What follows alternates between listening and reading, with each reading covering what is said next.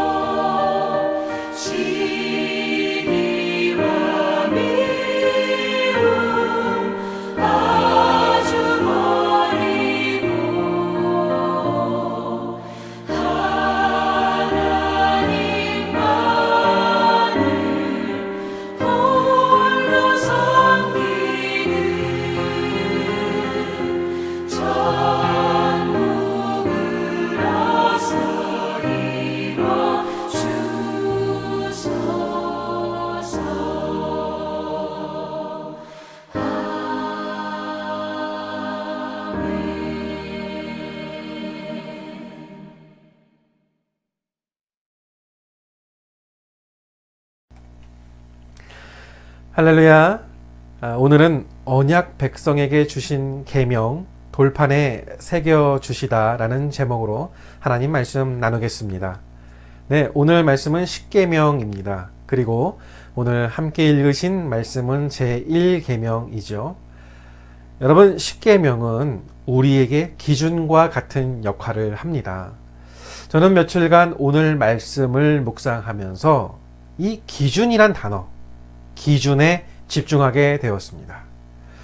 그리고 이 기준이라는 단어의 깊은 의미를 우리가 이해하기 위해서는 교통수단인 배, 비행기, 자동차를 생각해 보면 좋다는 것을 알게 되었습니다.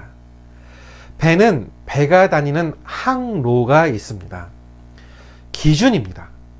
항로는 배들이 안전하게 다닐 수 있도록 미리 약속하여 지키게 한 배가 다니는 길을 말합니다. 우리가 바다 하면 시야가 탁 트인 그런 광경을 상상하죠. 그렇게 잘 보이는데 무슨 사고가 나겠느냐 하시겠지만 아닙니다. 이 기준을 잘 지키지 못해서 나는 사고가 제법 많이 난다고 합니다. 비행기 역시 마찬가지입니다. 역시 하늘에 비행기가 다니는 항로가 하늘에 있습니다. 배보다는 발전된 기술로 만들었기 때문에 사고율은 적습니다만 그래도 이 기준을 여러 가지 이유로 지키지 못해 사고가 나는 경우가 있다고 합니다. 자동차를 볼까요? 도로가 있습니다. 항로보다는 친숙하죠. 우리가 매일 보고 또 운전해서 또 대중교통을 통해 이용하는 도로입니다. 역시 기준이 있습니다. 그리고 그 법이 상당히 엄합니다. 왜냐하면 사고가 많이 나는데요. 사고 나는 이유가 친숙해서 그렇다고 합니다. 그래서 법을 엄하게 한다고 합니다. 운전면허 1년 차의 사고율은 아주 적다고 합니다. 긴장하면서 운전하겠죠? 그런데 2년 차부터 사고율이 급격하게 오른다고 합니다. 왜 그렇죠? 친숙해지니까 편하게 마음대로 법을 어기고 안전벨트 안 매기 시작하고 이제 그렇게 시작한다는 겁니다. 안 되죠? 아시다시피 자동차와 관련된 법을 잘 지켜야 합니다. 그것은 생명입니다. 우리는 이 세 가지의 교통수단을 통해 기준을 잘 지키면 보호받고 안전을 보장받지만 이 기준을 지키지 못하면 위험해지고 법이 무너지며 고통을 받게 된다는 아주 확실한 이 기준의 내용을 정리해 봤습니다. 여러분, 오늘날 이 사회가, 이 나라가, 이 세계가, 그리고 우리의 가정이 흔들리는 이유가 무엇이겠습니까? 또 성적인 방종과 타락이 거세지는 이유가 무엇이겠습니까? 그 이유는 우리를 지켜주는 절대적 기준을 다 버렸기 때문입니다. 우리를 지켜줄 울타리가 불편한 것입니다. 기준은 버리고 새로운 기준인 나의 자아가 기준이 되었습니다. 안 됩니다. 하나님이 원하시는 기준이 아니기 때문입니다. 우리는 왜 십계명에 집중해야 할까요? 그 이유는 우리의 삶이 왜 힘든지, 어디에서 잘못되었는지, 어디로 가야 하는지를 알 수 있게 해주는 기준이 바로 십계명이기 때문입니다. 혼란의 시대에 마치 방향 표시등과 같습니다. 우리는 신앙과 삶의 기준을 다시 확인해야 합니다. 십계명은 단순한 몇 가지 규칙을 제시한 것이 아닙니다. 우리 신앙의 중심 메시지가 이 십계명 안에 있습니다. 종교개혁자 마틴 루터는 십계명을 온전히 아는 사람은 성경 전체를 아는 것이라고 했습니다. 그만큼 십계명은 성경 전체를 관통하는 핵심적 메시지를 담고 있다는 것입니다. 십계명은 성경에서 2번 등장을 하는데요. 출애굽기 20장과 신명기 5장에 있습니다. 신명기 5장에서는 모세가 죽기 직전 이스라엘 백성이 가나안에 들어가는 목전에서 십계명을 소개합니다. 노예 생활을 끝내고 광야 생활을 끝낸 백성들이 가나안이라는 하나님의 약속의 땅에 들어가서 어떻게 살아야 삶이 복되고 하나님의 백성으로 살 수 있을지를 그 기준, 그 규칙, 그 원칙을 가르쳐 주신 것입니다. 여러분, 이 십계명 자체는 아주 간결합니다. 성경에 가르침이 담겨 있을 뿐 아니라 우리의 삶과 신앙의 기준을 제시하기 때문입니다. 십계명은 하나님이 시내산에서 모세를 통해 2 돌판에 새겨서 언약의 백성인 이스라엘 백성에게 허락해 주신 것입니다. 그래서 이것은 역사를 넘어 모든 그리스도인들이 붙들어야 할 계명입니다. 구약 성경이 기록된 히브리어에서 십계명은 10마디라는 뜻이 있습니다. 영어로는 데칼로그라는 표현을 쓰는데요. 10가지 말씀이라는 뜻입니다. 여기서 중요한 것은 십계명은 어떤 제한, 권고가 아니고 명령이라는 것입니다. 여러분, 명령은 엄중한 것입니다. 특별히 하나님의 명령, 이것은 우리의 생명을 결정하는 아주 중요한 요소가 됩니다.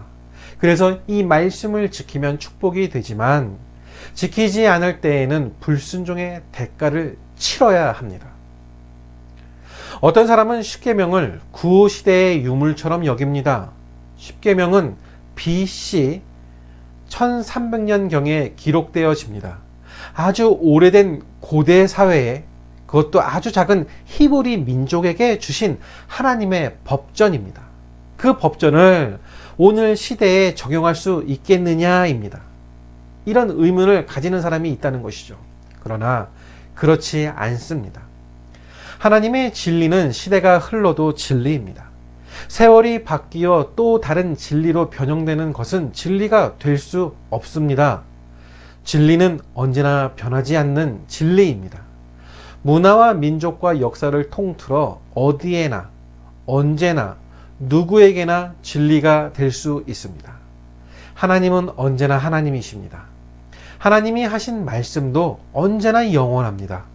그리고 인간도 다 똑같은 인간입니다. 죄 짓는 인간은 그때나 지금이나 형태만 다를 뿐이지 똑같습니다. 죄의 속성을 가지고 있기 때문입니다. 그러므로 십계명은 시대가 변했다고 수정해야 할 내용이 아니라 절대적인 기준이 된다는 것입니다.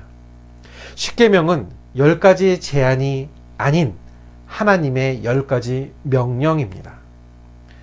여러분, 십계명은 정확히 누가 주셨을까요? 주신 분이 누구이신가를 우리가 바로 알아야 합니다.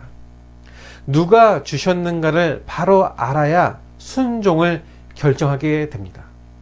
1절을 보면 그 주인이 나옵니다. 바로 하나님이 이 모든 말씀으로 말씀하여 이르시되 라고 합니다. 십계명은 하나님이 주신 것입니다. 말씀을 통하여 기준을 제시하는 분은 하나님이시라는 것이죠. 하나님께서는 기준, 원칙을 만드셨습니다. 하나님의 것입니다. 모든 피조 세계는 하나님의 손에 의해서 만들어졌습니다. 그래서 창세기 1장 1절이 매우 중요한 것이죠. 하나님이 태초에 천지를 창조하시니라. 여러분, 이 말씀을 믿어야 합니다. 세상은 하나님이 지으셨고 세상이 돌아가고 운행하는 것도 하나님의 이 창조의 원리와 질서 아래 돌아가고 있습니다. 그 말은 인간은 스스로 우연히 바이러스가 진화해서 몇 억 분의 확률로 그런 말도 안 되는 가설로 생겨난 존재가 아니라는 거죠. 철저하게 하나님께 의존된, 하나님으로 의해 만들어진 존재입니다. 모든 것은 하나님으로부터 온 것이죠. 저는 중고등부 학생들에게 이 십계명을 설교하면서 마치 설명서와 같다라는 이야기를 자주 했습니다. 하나님께서 만드신 사형 설명서를 잘 보라고 했습니다. 우리가 살아가는 삶의 모든 규범들이 하나님으로부터 나왔기 때문에 어떻게 해야 참된 행복과 하나님의 축복을 누릴 수 있게 할 것인가를 가르치기 위해서 핵심 요약, 정리를 해 주셨다라고 알려줬던 것이죠. 성경이 이 안에 다 들어 있습니다. 여러분, 이 아이들이 갖고 노는 레고 아시죠? 이 조립 장난감입니다. 쉬워 보이지만 설명서를 잘 보지 않으면 이 만들기가 어렵습니다. 순서대로 차곡차곡 이것도 저것도 순서대로 잘 조립해야 완성이 됩니다. 그런데요, 여러분, 내가 해보겠다고 할 수 있다고 달려들었다가는 문제가 생깁니다. 여러분, 오늘날 나에게 일어나는 모든 문제들의 근원을 따라 들어가면 출발지가 어디입니까? 하나님을 부정하고 하나님을 떠나는 순간부터 문제가 시작됩니다. 오늘날 문제에 대한 근원적인 진단을 하지 않고 자기가 합니다. 자꾸 합니다. 우울증에 걸리면 우울증 약을 처방하면 받으면 우선 해결은 됩니다. 의학적 처방은 마땅히 해야 하지만 의학적 치료만으로는 부족합니다. 왜냐하면 우울증을 만들어내는 근원적인 문제들을 들여다봐야 하기 때문입니다. 왜 인생이 허망한지, 왜 내 삶에 기쁨이 없는지에 대한 근원적인 요인을 찾아내야 합니다. 돈을 못 벌어서가 아닙니다. 내가 무엇을 가지지 못해서가 아닙니다. 더 근원적인 것이 있죠. 불안하고 삶이 힘들고 지치면 또 어디 휴가 갔다 오면 해결될 것으로 생각했습니다. 그런데 휴가를 갔다 오면 일시적으로 긴장은 완화될 수 있을지 모르지만 근본적인 문제가 해결되지 않습니다. 요즘 가정의 문제가 심각하죠. 답이 어디에 있습니까? 가정을 만드신 하나님의 본래의 의도, 하나님의 말씀 안에서 답을 찾으려 하지 않으면 모든 것은 헛수고가 되고 맙니다. 오히려 상황을 악화시킵니다. 그래서 오늘 십계명을 보면서 우리의 창조의 하나님이 이 디자인하셨던 원형으로 돌아가자는 것입니다. 십계명은 누구에게 주신 것입니까? 십계명 안에는 인류의 보편적인 지침들이 있습니다. 부모를 공경하라거나 살인하지 말라거나 거짓말하지 말라거나 이 보편적인 것이지만 모든 사람들에게 십계명을 주신 것이 아님을 기억하셔야 합니다. 십계명은 구원받은 하나님의 백성에게 주신 말씀입니다. 아멘이십니까? 본문 이전의 말씀을 보면 나는 너를 애굽 땅 종 되었던 집에서 인도하여 낸 내 하나님 여호와니라 하셨습니다. 십계명은 구원받은 하나님의 백성에게 주신 것입니다. 하나님의 자유를 먼저 허락하시고 자유함을 얻은 백성들이 그 자유 안에서 계명을 지키는 것입니다. 불러냄을 받은 백성들이 말씀을 따라 살아갈 때 하나님의 백성으로서의 풍성한 삶을 살게 하시는 것입니다. 여러분, 오늘 본문에 나오는 이스라엘 백성들은 오랫동안 애굽에서 이교도의 문화에 익숙해져 있던, 그러니까 우상과 잘못된 습관들에 익숙해져 있던 사람들이었습니다. 새로운 백성이 되었지만 이전에 애굽에서 살 때의 삶의 기준과 방식이 몸에 배어버린 것입니다. 그걸 버리지 못했습니다. 그렇게 살았습니다. 그래서 이제 구원받은 하나님의 백성들은 하나님의 언약을 맺은 하나님의 백성이 되었기 때문에 새로운 기준, 새로운 삶의 방식으로 다시 새롭게 살아야 했던 것입니다. 그래서 십계명을 주신 것입니다. 새롭게 살라고. 우리가 하나님에게 속한 구별된 교회는 에클레시아라는 단어입니다. 하나님께서 세상 가운데 불러내셔서 구별된 백성으로 우리를 모아주신 것이죠. 다릅니다. 다르다는 것입니다. 세상을 보는 게 아니라 하나님을 바라보기를 원하십니다. 십계명은 우리를 세상과 다른 자들로 살아갈 것을 명령하십니다. 그런데 오늘날 신자들마저도 십계명을 잘 모르기도 하지만 다루지도 않고 십계명을 귀중하게 여기지도 않습니다. 그래서 결국 우리는 세상과 별반 다를 바 없는 구별되지 않는 삶을 사는 것입니다. 정체성의 문제가 있습니다. 나는 누구입니까?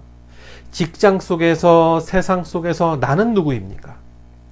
나는 하나님의 참된 백성, 구별된 백성입니까? 이 질문에 대한 확신이 없다면 세상 속에서 기준을 지키고 십계명을 붙잡고 나아갈 용기를 가질 수가 없습니다. 십계명을 주신 이유가 무엇입니까? 우리의 행복을 위해서입니다. 율법을 주신 이유는 하나님의 기준 안에서 순종하고 질서를 지켜갈 때 행복이 오기 때문입니다. 하나님은 지금도 세상을 유지하고 통치하십니다.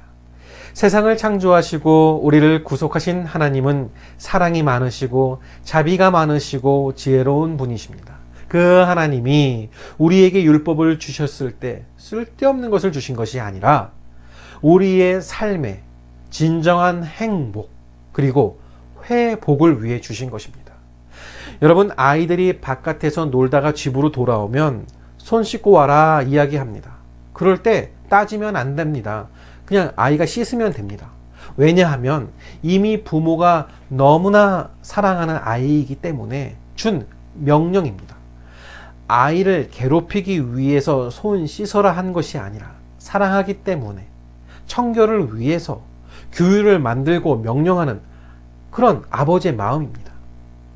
십계명을 주신 목적은 우리를 사랑하시기 때문입니다. 어떤 사람들은 그리스도가 율법을 완성하였으므로 이제는 구약의 율법은 의미가 없다는 율법 폐기론자들이 있습니다. 아닙니다. 신약의 시대는 오히려 구약 때보다 율법을 더 명확하게 알게 되고 율법의 역할이 이제 달라졌습니다. 율법의 효용이 사라진 것이 아니라 율법에 대한 우리의 태도가 신약 시대에는 더 구약 시대보다 적극적이어야 하는 것으로 이제 변해집니다. 구약에는 하나님의 백성들이 구원을 얻기 위해서 율법을 행해야 했다면 이제 우리는 예수 그리스도 안에서 이미 구원을 얻었기 때문에 율법, 하나님의 말씀들이 귀중해진 것입니다. 억지로 우리가 행하는 것이 아니라 기쁨으로, 감사함으로 말씀에 순종하고자 하는 것입니다. 믿음 생활 잘하고 은혜 받은 사람들의 특징은 은혜 받고 나면 하나님의 말씀에 대해서 순종하고 싶은 마음이 일어난다는 것입니다. 누가 시키지 않아도 됩니다. 일어납니다. 그것이 하나님의 백성들의 특징입니다. 왜냐하면 하나님의 말씀이 하나님의 사랑의 언어이기 때문입니다. 하나님이 가득 차면 사랑이 나옵니다. 하나님이 나를 사랑하시기 때문에 말씀한 것이니 이 명령에 대한 거부감이 자연스럽게 없어지는 것입니다.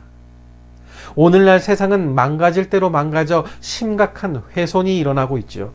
신자인 우리도 세상에 강력한 영향을 받아 정체성이 모호해졌습니다. 그래서 신자임에도 너무 힘들게 살아가는 사람들이 많습니다. 그것은 하나님의 어떤 원리들, 기준들을 내가 무시하고 지나갔기 때문입니다. 저는 십계명을 살펴보는 가운데 우리가 가지고 있던 기존의 생각과 철학과 사회적인 통념을 뛰어넘는 하나님의 명령, 그 앞에 온전히 순종하고자 하는 마음의 태도를 가지고 살아가야 할 줄 믿습니다. 말씀과 내가 가지고 있는 기존의 생각과 또 이 말씀과 내 생각이 충돌이 일어날 수 있습니다. 그럴 때 우리는 어떻게 해야겠습니까? 받아들이기 어려울 때도 있고 기분이 나쁠 수도 있습니다. 그때 우리의 기분이나 우리의 주장이 중요한 것이 아닙니다. 하나님의 이론과 하나님의 주장과 하나님의 원리가 중요한 것입니다. 내가 나를 바꾸는 것이 낫지 하나님의 말씀을 우리가 바꿀 수는 없습니다. 장난감인 이 레고를 우습게 생각하고 조립하려다가 안 된다고 씩씩거리고 화를 내면 바보입니다. 장난감 레고에 문제가 있는 것이 아니고 내가 모르는 문제가 있는 것입니다. 십계명은 하나님의 기준입니다. 우리가 기준과 규칙을 깨트려야 하나님의 기준을 받아들일 수 있습니다. 오늘날 우리는 다원주의 시대, 포스트 모더니즘 시대라고 이야기하면서 자기의 주장을 강력하게 이야기합니다. 타협이 없습니다. 이런 시대에 십계명과 같은 말씀은 결코 달가운 말씀은 아닙니다. 강단에서 다뤄지기도 어렵습니다. 대중성이 없는 설교죠. 이미 세상에 많은 물들어 있는 분들일수록 십계명은 나의 감정을 상하게 할 수 있습니다.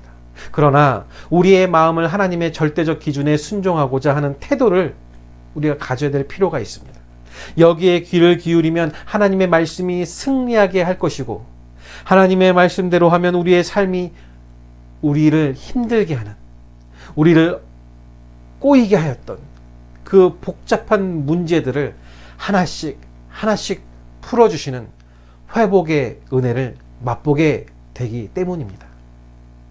우리는 예수를 믿지만 언제든지 곁길로 빠질 수 있는 연약함을 가지고 있는 존재입니다. 아무리 잘 믿던 사람도 세월이 흐르고 시간이 흐르면 자신도 모르게 변질됩니다. 그게 사람입니다. 우리는 우리 마음대로 살아가고 자유를 누리고 싶은 욕망이 있습니다. 우리는 끊임없이 내가 하나님이 되고자 하려는 내 삶의 기준을 내가 세우고 누구에 의해서 간섭받고 살아가는 것을 원치 않는 그런 인간의 죄의 본성을 다 갖고 있습니다.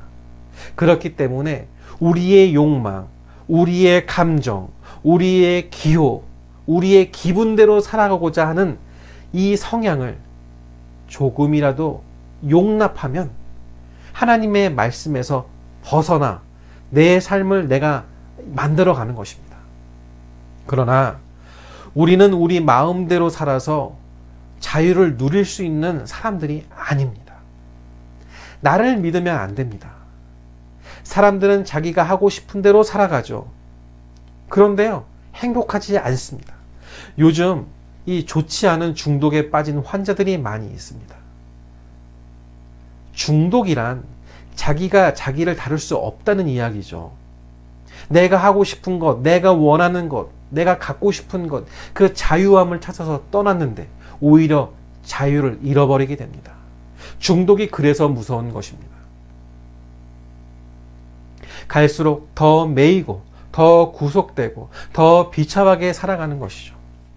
십계명을 주신 이유는 우리에게 자유를 빼앗아 가기 위해서가 아니라 우리에게 참된 자유를 주시기 위해서이죠. 하나님께서는 우리를 가장 좋은 길로 인도해 주시기 위해 십계명을 주셨습니다. 마치 내비게이션처럼 주셨습니다. 잘 따라가면 됩니다. 요한일서 5장 3절에서 하나님을 사랑하는 것은 이것이니 우리가 그의 계명을 지키는 것이라 그의 계명들은 무거운 것이 아니로다 라고 하셨습니다. 예수님도 마태복음 11장에서 수고하고 무거운 짐진 자들아 다 내게로 오라 이렇게 말씀하시며 주님이 우리의 멍에를 져 주시겠다고 하셨습니다. 우리가 주님을 사랑하면 주님이 주신 계명도 사랑하게 되고 기쁨으로 따를 수가 있게 되는 것입니다. 십계명의 핵심은 관계에 있습니다. 관계는 두 가지가 있습니다. 하나님과의 관계, 인간과의 관계. 이 두 가지가 있죠. 둘 중에 하나도 빠뜨릴 수 없습니다. 십계명 안에는 이 관계라는 핵심 주제가 흐르고 있습니다. 1계명부터 4계명까지는 수직적인 하나님과의 관계, 5계명부터 10계명까지는 수평적인 이웃과의 관계입니다. 이 가운데서도 10계명 속에서 앞에 세 가지 계명이 아주 중요합니다. 하나님과 이 관련된 이 세 계명을 단단하게 붙들어 놓지 않으면 뒤에 나오는 계명은 지킬 수가 없기 때문입니다. 여러분, 인생은 관계이지 않습니까? 누구와 관계를 맺는가에 따라 반드시 영향을 받게 되어 있습니다. 십계명은 먼저 하나님과의 관계에서 총체적 회복을 말씀하십니다. 그래서 1절과 2절을 우리가 다시 읽어보면 하나님이 이 모든 말씀으로 말씀하여 이르시되 나는 너를 애굽 땅 종 되었던 집에서 인도하여 낸 내 하나님 여호와니라. 아멘. 하나님은 우리와 개인적인 관계를 맺길 원하신다는 것이죠. 하나님은 우리를 개인적이고 친밀하고 인격적으로 대하시지 어떤 규정으로, 법으로, 노예로 만들고자 하지 않으셨습니다. 친밀하게 다가오셔서 말씀하시고 우리의 삶에 관여하시고 우리를 이끄시는 하나님이십니다. 그래서 십계명은 막힌 관계를 회복하게 해줍니다. 결국 나와 하나님과의 관계가 먼저 회복되면 반드시 이웃과 연결되는 것이죠. 그래서 나와의 관계가 회복되고, 나와 이웃과의 관계가 회복되고, 나와 피조물과의 관계가 회복되는 역사가 일어나게 되는 것입니다. 그때에 그것을 우리는 축복이라고 말을 합니다. 십계명 속에는 타락한 세상을 회복하기 위한 하나님의 의도가 들어있음을 기억하십시오. 개인은 물론 나를 둘러싼 주변과 공동체, 온 세상을 회복하고자 하시는 하나님의 존귀한 의도가 있는 것입니다. 십계명을 주신 하나님의 의도는 우리가 생각하기에 너무나 크고 놀랍습니다.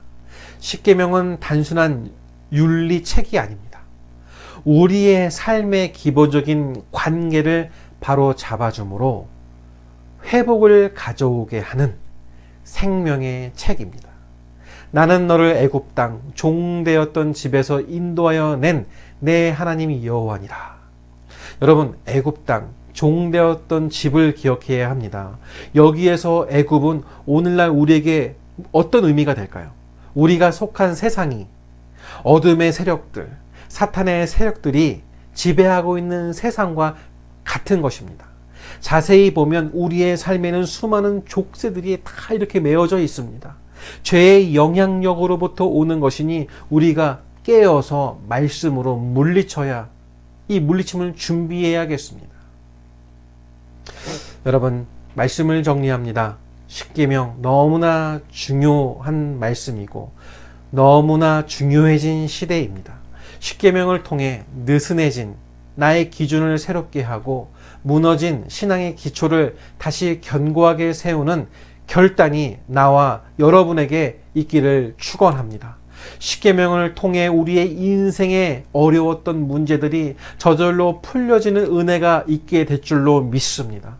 그래서 내 개인의 삶뿐 아니라 내 주변의 모든 환경들까지 다 바꾸어지는 은혜가 있기를 간절히 바랍니다.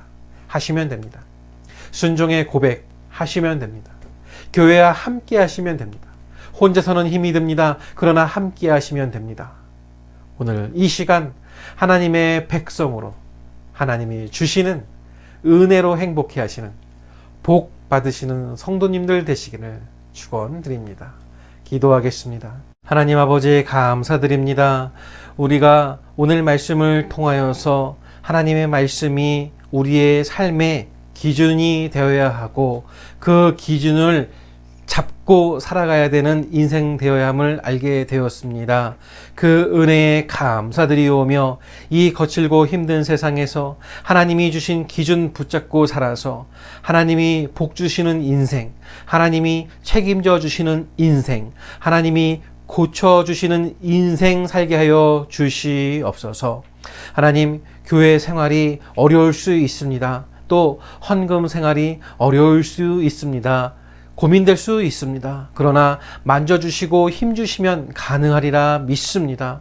오늘 말씀으로 우리 교회의 체질이 바뀌게 하여 주시옵고 교회가 말씀으로 성령 충만해지기를 원합니다. 내가 먼저 성령 충만해지기를 원합니다.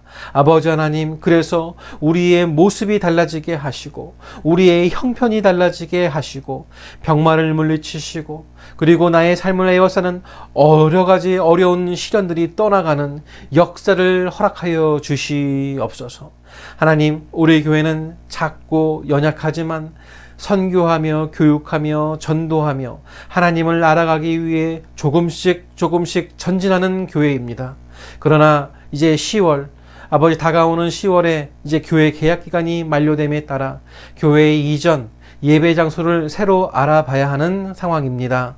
아버지, 간절히 기도하오니 합당한 곳으로, 우리가 갈 수 있는 곳으로 옮겨주시고 우리들의 마음속에 내가 다니는 교회, 우리 가족이 다니는 교회, 내 교회 사랑의 마음 주시옵고 함께하는 마음 주시어서 같이 고민하고 같이 움직이며 같이 기도하는 마음 주시기를 간절히 기도드립니다. 하나님, 그래서 이번 교회 이전이 우리에게 복되는 기회 되게 하여 주시옵고, 하나님의 일에 동참하고 함께 기도하고 마음 쏟아 부음에 하나님께서 어떤 복을 주시는지 알게 되는 놀라운 기회를 허락하여 주시옵소서. 하나님, 이 교회의 일과 함께 선교지를 위해 기도드립니다. 지금 미얀마에서는 군부가 백성들을 억압하고 죽이는 끔찍한 일들이 벌어지고 있는데 그 고통의 현장에 수많은 선교사님들이 계십니다. 보호하여 주시옵고 도와주시옵소서. 또 그 땅을 기억하시고 아버지, 그 땅을 품어주시사 하루속히 그 땅에 평화의 시대가 올 수 있도록 도와주시옵소서. 이 시간 오늘 예배를 드리며 정성껏 준비한 헌금을 하나님께 드립니다. 어려운 상황 속에서도 사업과 직장을 허락하셔서 그 수입으로 주님 앞에 드리오니 각종 헌금을 받으시고 하늘의 축복의 문을 열어주셔서 복된 가정 되게 하시고 복된 예배자 되는 은혜를 허락하여 주시옵소서. 미얀마에 계시는 오영철 선교사님 위해 기도하오니 늘 보호하시고 힘주시고 지혜 주시옵소서. 그 가족을 지켜주시고 그 보호 아래에 있는 많은 미얀마 사람들을 지켜주시기를 간절히 기도드립니다. 미얀마의 아픔을 들어주시고 치유해 주시고 보호해 주시기를 간절히 기도드리오며, 지금은 바라본 교회 성도와 그 가정, 생활 터전 위에, 우리의 자녀들 위에, 그리고 한국 교회와 선교지, 선교사들 위에 우리 주 예수 그리스도의 은혜와 하나님 아버지의 그 크신 사랑하심과 성령님의 감화, 감동, 축복, 인도하심이 지금부터 영원토록 함께 계실지어다. 아멘.